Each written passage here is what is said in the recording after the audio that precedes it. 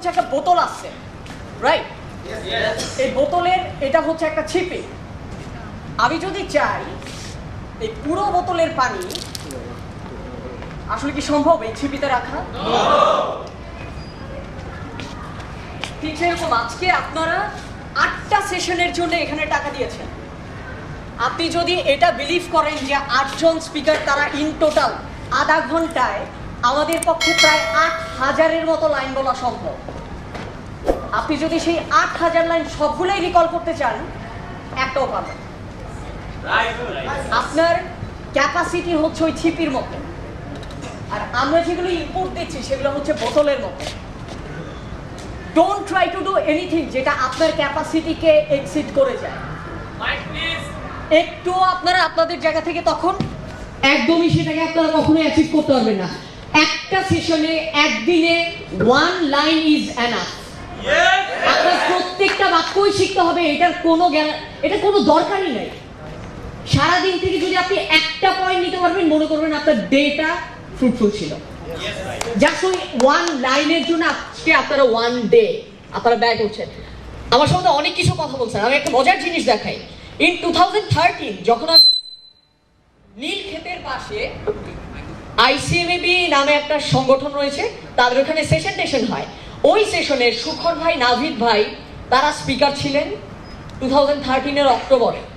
আমি ওই অডিটোরিয়ামের ডান দিকে 4 নাম্বার সারিতে বসা আপনাদের মতো একজন অডিয়েন্স ছিলাম ইন 2013 অক্টোবরে।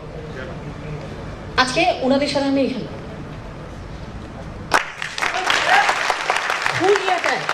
আজকে আমি আপনাদেরকে, আমি জানি না আপনারা কে কি করবেন। বিভিন্ন জায়গায় আমাকে দেখে এমনি মনে হয় না যে আমার আসলে বয়স কতটুকু। আমি জাহাঙ্গীরনগরে পড়ি, ফাইনাল ইয়ারে, আমার ফাইনাল ইয়ার চলছে। এবং এই ধরনের জায়গায় দেখা যায় যে বিভিন্ন জায়গায় যখন আমি সেশন নিতে যাই, বেশিরভাগ মানুষ রয়েছেন যারা আমার আগে চেহারা দেখেছেন কিংবা যারা চেহারা দেখেন নাই, তাদের এতে একটা সমস্যা হয়। ফর এক্সাম্পল, আমি এনএসইউতে গিয়েছিলাম গত বছর, অডিটোরিয়ামে কেউ ছিল না, সামনের সিটে আমি বসা, স্টেজে একটা সুন্দরী মেয়ে ছিল।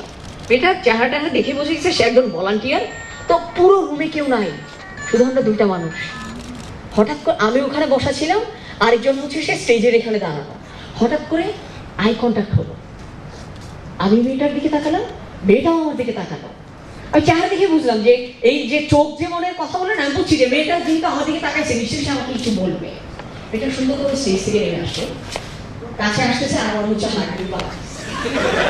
আমি একেবারে কাছে যাওয়ার পর মেয়েটা হঠাৎ করে সামনে আসবে।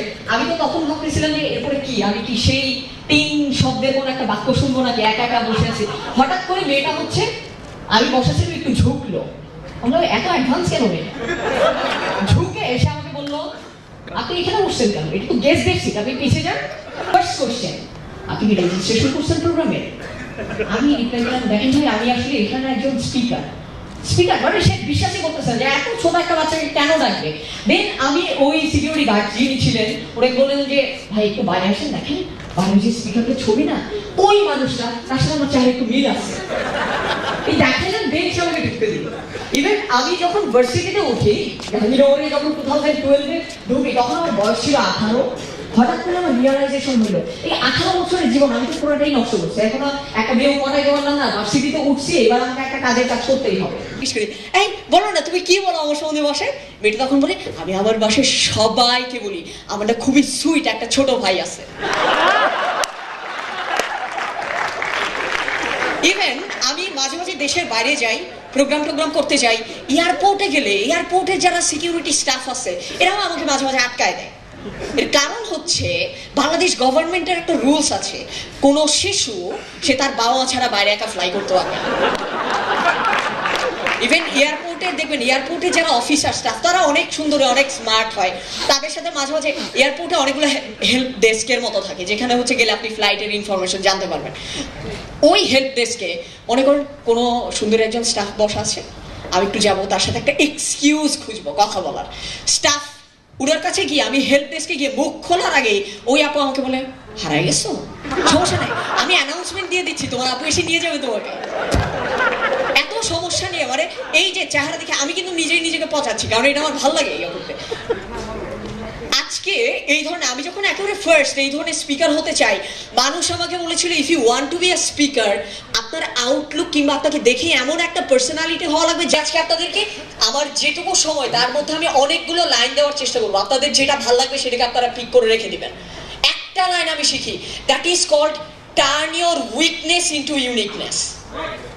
যেই মোমেন্টে মানুষ আমাকে বলছে তোমাকে যেহেতু দেখে বাচ্চা বাচ্চা লাগে, মানুষজন তোমার কথা শুনবে না, সেই মোমেন্টে আমি ঠিক করে রাখছি আমাকে এমন একটা ব্র্যান্ড ক্রিয়েট করতে হবে যাতে এই ইউনিক একটা ফিচারের জন্যই মানুষ আমাকে ইনভাইট করে। দ্যাট ইজ হাউ, যেটা আমার একটা উইকনেস সেটা আমার ইউনিক সেলিং পয়েন্ট হয়ে যাচ্ছে। একটু আগেও সেটা বলছে, এত বাচ্চা একটা ছেলে কিভাবে এরকম কথা বলে। কারণ আজ থেকে 3-4 বছর আগে যেই মোমেন্টে আমি এটা করতে চেয়েছিলাম, সেই মোমেন্টে আমি এটা রেডি করে রেখেছি যে সেই স্টোরিটা শেয়ার করার জন্য স্টেজে ডাকবে, সেই কেনর অ্যান্সারটাকে বের করতে হবে, কেনর অ্যান্সারটা আপনার ক্রিয়েট করতে হবে, আর কিচ্ছু না। জাস্ট অনলি থিং এটাই আপনার জায়গা থেকে তৈরি strong point. I am having the sector. আমি তখন কাজ করা স্টার্ট করে দিলাম। থার্ড ওয়ান, যেটা সুখন ভাই কিছুটা টাচ করেছেন, সেই থার্ড এজটা হচ্ছে সিরিয়াসনেস। সব সময় মনে রাখবেন, আজকে আমি একটা অ্যাভারেজ মানুষ, আমি যদি 100 মিটার দৌড় দিতে যাই আমার সময় লাগবে 13 থেকে 14 সেকেন্ড। উসাইন বোল্টের সময় লাগে 9 সেকেন্ড। উসাইন বোল্ট কিন্তু মাত্র 3 থেকে 4 সেকেন্ড সেভ করতেছে, মাত্র 3 থেকে 4 সেকেন্ড। বাট এই মাত্র 3 থেকে 4 সেকেন্ড সেভ করার জন্য তার মোটামুটি 15 ইয়ার্সের মতো কাজ করা লাগছে। আপনি যা অ্যাচিভ করবেন সবগুলোকে এক বাক্যে প্রকাশ করা যায়। সমস্ত achievement is one liner, but ওই একটা লাইন সেটাকে অ্যাচিভ করতে 1 লাইফ লাগে। কখনতা সব সময় মনে রাখবেন, আপনাকে লাইফ সাইকেল পূরণ করার সুযোগ দিবে। আমার নিজের কলেজ ছিল টাঙ্গাইলে, মেজর জেনারেল মাহমুদুল হাসান আদর্শ মহাবিদ্যালয়। এটা আমার 4র্থ কলেজ। আমার প্রথম কলেজ ছিল ঢাকায়, ক্যামব্রিয়ান কলেজ। 2009 সালে 9 নভেম্বর ওই ক্যামব্রিয়ান কলেজেই আমি আমার কিছু বন্ধুর পাল্লায় পড়ে এমন কিছু সৃষ্টিশীল কাজকর্ম করে ফেলি, আমাকে কলেজ থেকে বের করে দেওয়া হয়। সিম্পলি আমাকে বহিষ্কার করে দেওয়া হয় 2009-এ। দেন আমার বাবা তখন হবিগঞ্জের জেলা প্রশাসক ছিলেন। এখন একটা ডিসি সাহেবের ছেলে হিসেবে আমি সম্মানের সাথে টিসি খেয়েছি। এখন এইটার উত্তর আমার বাবা কখনোই তার কলিগদেরকে দিতে পারতেন না, যার জন্য আমি কোনোদিনও হবিগঞ্জে যাইনি। আমি গিয়েছি টাঙ্গাইলের সেই কলেজে, মেজর জেনারেল মাহমুদুল হাসান আদর্শ মহাবিদ্যালয়, যেখানে আমার জন্য ইংরেজি শেখার কোনো ভালো স্কোপ ছিল না। 2014 সালে বাংলাদেশের একটা ইউনিভার্সিটি, আমি ইউনিভার্সিটিটার নাম বলবো না, তাদের একটা ইংলিশ প্রেজেন্টেশন কন্টেস্ট ছিল, যেখানে আমার পারফরমেন্স দেখে এইরকম একটা জায়গা থেকে একটা মানুষ আমার ভিডিও করেন। সেদিনও আমি পাঞ্জাবি পরাচ্ছিলাম, ওই পাঞ্জাবিটা আজকে পড়তে যাচ্ছিলাম কিন্তু পরিনি। ভিডিও করেন, ভিডিওতে কি কি দেখায়, আমার হাঁটু কাঁপছে, আমি খুব নার্ভাস, আমার কথা অগোছালো, কয়েকটা মানুষ আমার কথা শুনে হাসছে, কিছু মানুষ খুব বিরক্ত হচ্ছে, কিছু মানুষ উঠে চলে যাচ্ছে। 6 মিনিট 17 সেকেন্ডের একটা ভিডিও ছিল 2014 সালের নভেম্বরে। কারণ তারা এমন একটা ব্যাকগ্রাউন্ড থেকে ছিল যেখানে তাদের জন্য ইংরেজিটা অনেক ভালো শেখার একটা সুযোগ ছিল, আমি হয়তো সেভাবে পাইনি। ভিডিওটা বানিয়েছে এবং ভিডিওটা বানিয়ে তারা ফেসবুকে দিয়ে দিয়েছে। 1 শব্দের একটা ভিডিও ডেসক্রিপশন ছিল, লেখা ছিল লেজেন্ড, LEZEND। লেজেন্ডের বাংলা ইংলিশ বানানটাকে চেঞ্জ করে তারা দেয়। 2014-এ আমার ইংলিশের লেভেলটা এরকম ছিল। 2016-এ ইংরেজদের পার্লামেন্টে আমাকে ইনভাইট করে নিয়ে যাওয়া হয় তাদের আন্তর্জাতিক নারী অধিকার দিবসে, আমি যাতে বিশেষ বক্তা হিসেবে কথা বলি।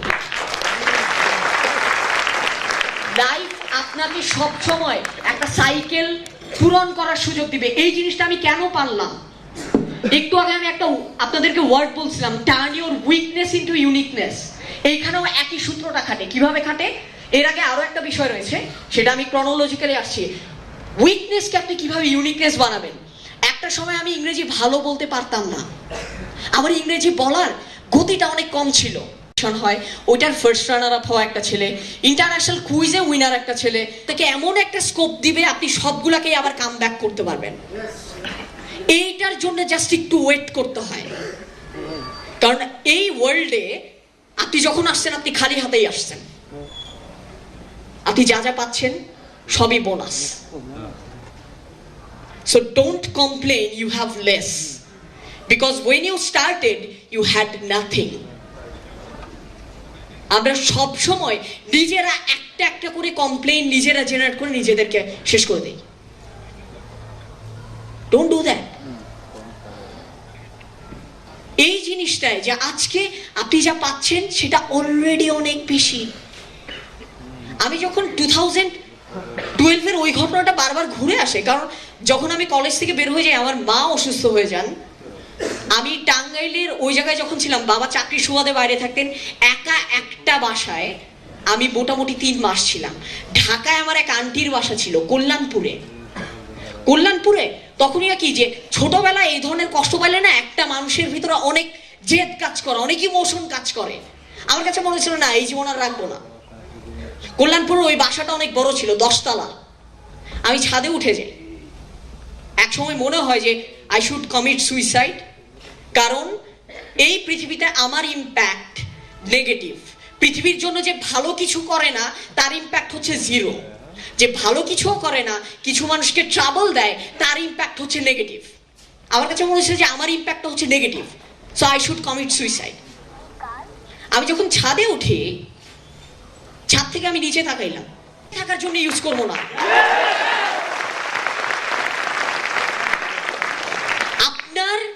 আপনারা জানেন না যে একটা মানুষের সুইসাইড করতে যে পরিমাণ শক্তি লাগে, তার 100 ভাগের 1 ভাগ শক্তি দিয়ে সে তার লাইফটাকে ফুল হেসে খেলে সে বাঁচাই দিতে পারবে।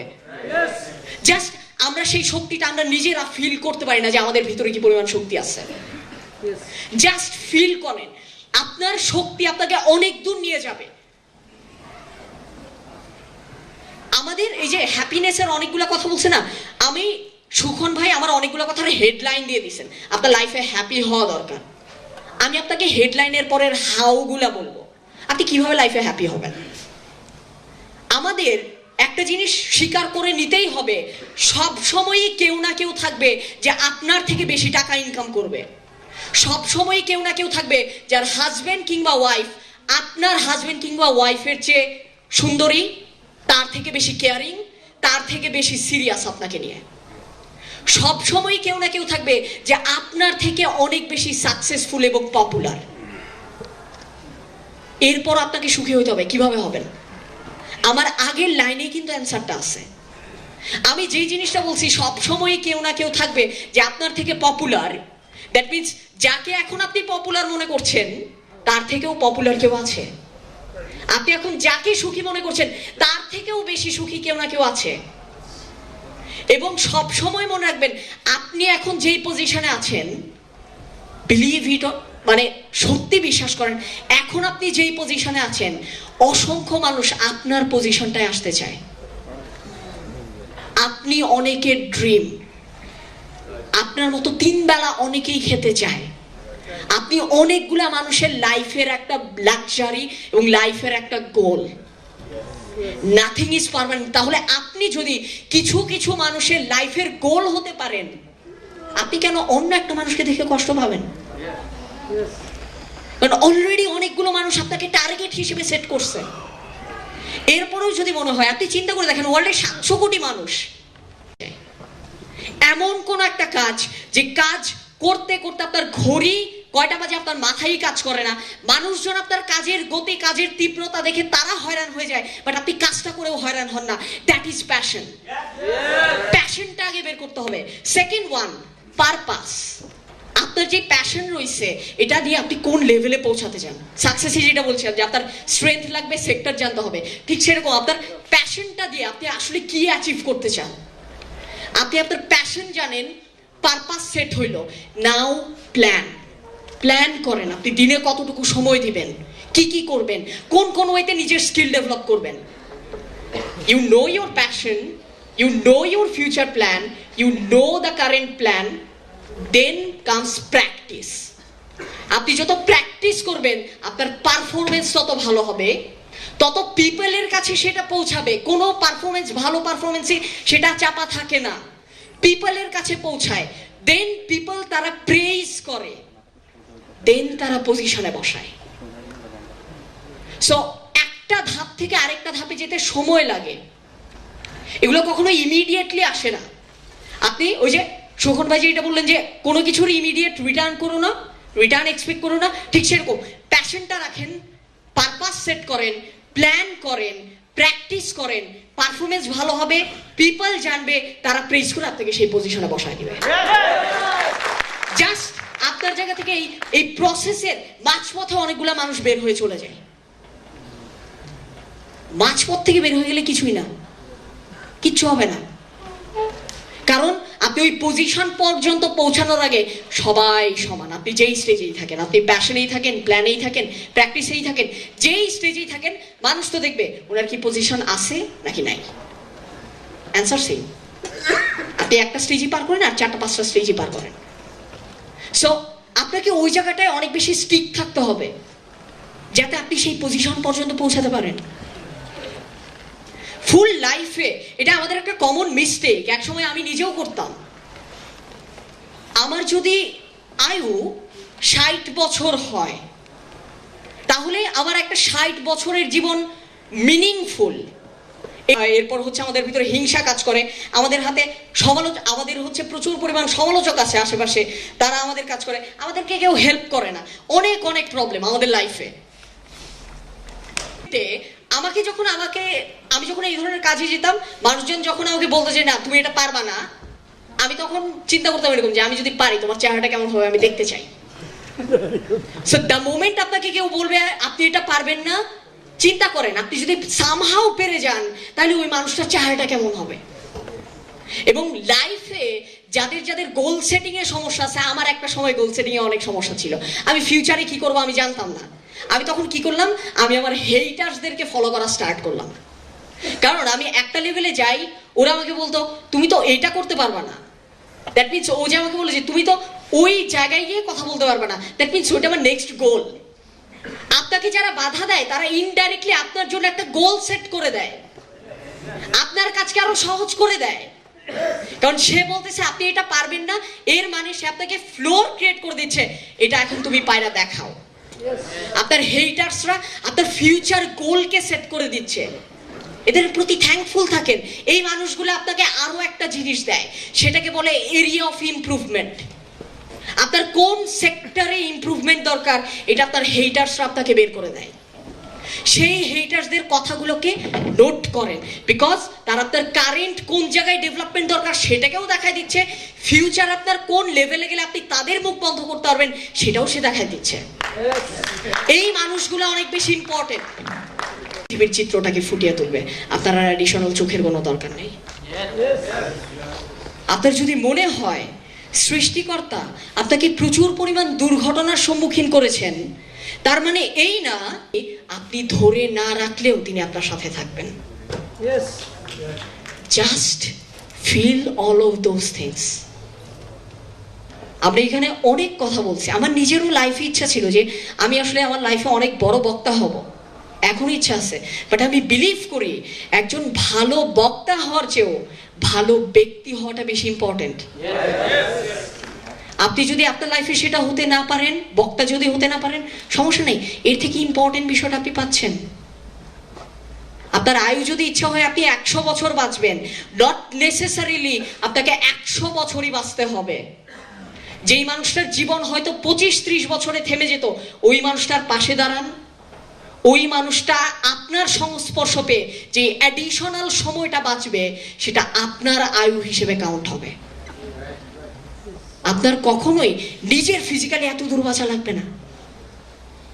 আর ফুল লাইফটাই, আগেই বলেছি, ফুল লাইফটা জাস্ট একটা মোমেন্টের জন্য। একটা মোমেন্টে আপনার কাছে ফিল হয়ে যাবে যে আপনি পৃথিবীর সবচেয়ে সুখী মানুষ।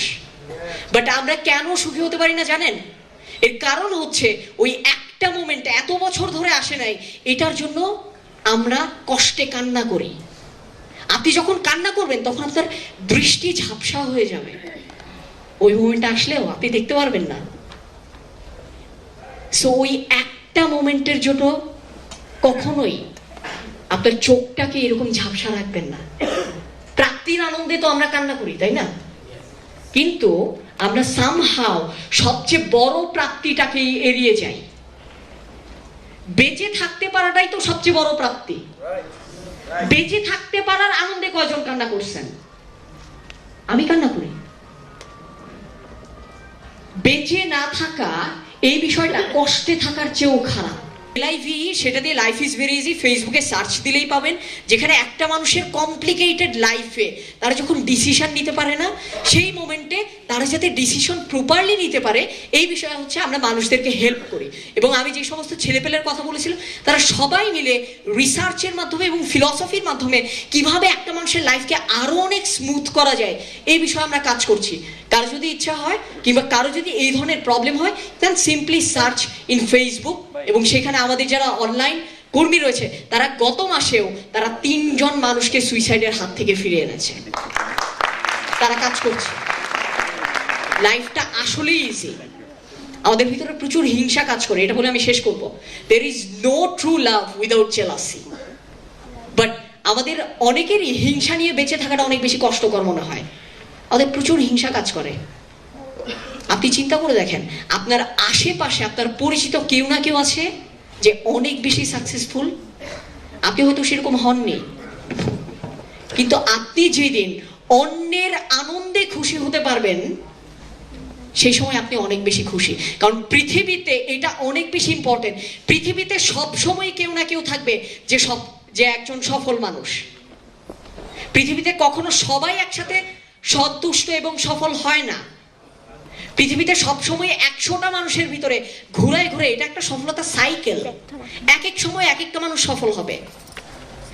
যেই মোমেন্টে আপনি অন্যের আনন্দে সুখী হতে পারছেন, অন্যের সফলতায় সুখী হতে পারছেন, তখন আপনি চিরস্থায়ী সুখী হচ্ছেন। কেননা পৃথিবীতে সবসময় আপনাকে সেই সফলতার একটা না একটা সোর্স পৃথিবী ক্রিয়েট করবে। এটা পৃথিবীর একটা সাইকেলের অংশ।